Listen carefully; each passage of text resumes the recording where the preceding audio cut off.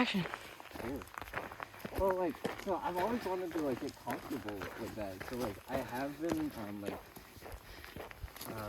at home, I'll be playing video games, and I'll just, like, have, like, a recording going.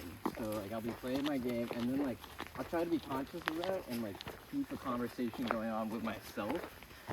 Just, like, to be engaging with said audience, even though, like, there could be no one there.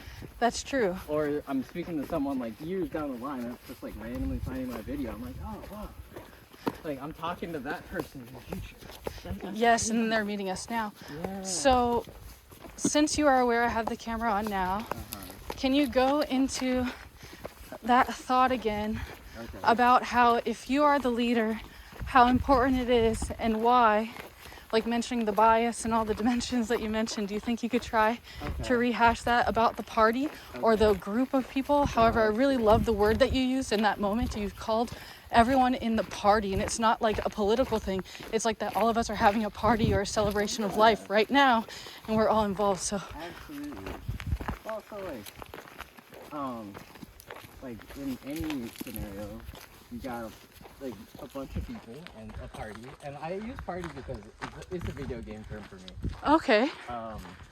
Like you have your 4 adventurers, and like you got this party, and like some of them require special treatment. You know, like the healer, that person is game-wise statistically not as like defensive, and like their powers are used mainly for healing, and they're not an aggressive character. So you want them in the back and like protected. And like same goes for any workplace or other group of people. Is that Just to pause, could you go into the other characters in the game besides the healer? Name some other levels of where the bias or where that works of thinking differently. Okay. Could you maybe think of one more example, like maybe a different type of character? Or... Alright, so you got like a barbarian or like a warrior or whatnot. Okay. And they are, you know, the front line. They are there to like, absorb all the damage and take the aggression from every other monster that's coming at you. And like that is their role. And they like generally they need the healer behind them to like help out, and they also need someone else to like cover for them when they're like low. And they need someone else to just like step in and be like, all right, I'm the wall, and I'm gonna be here to like ensure that like you can recover, and then go back to doing your role. Can you name one more role that might exist?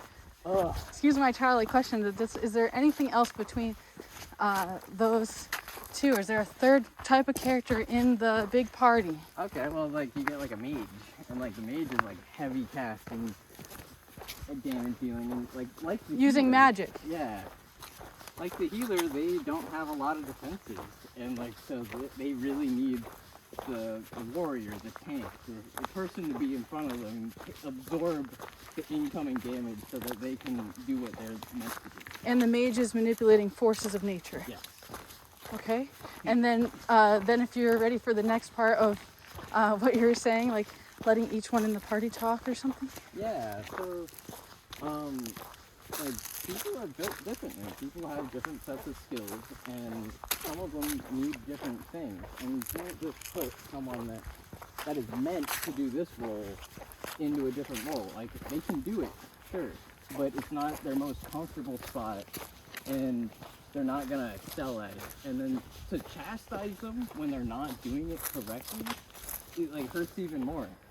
Like for instance, at work, I hate doing things like with math when I'm at work, or like doing like small, like delicate things. I like being the guy that's like, oh, move big heavy things over there.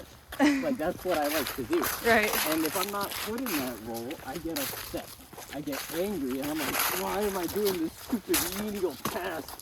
Give me something better to do. Something only I can do kind of thing? Yeah.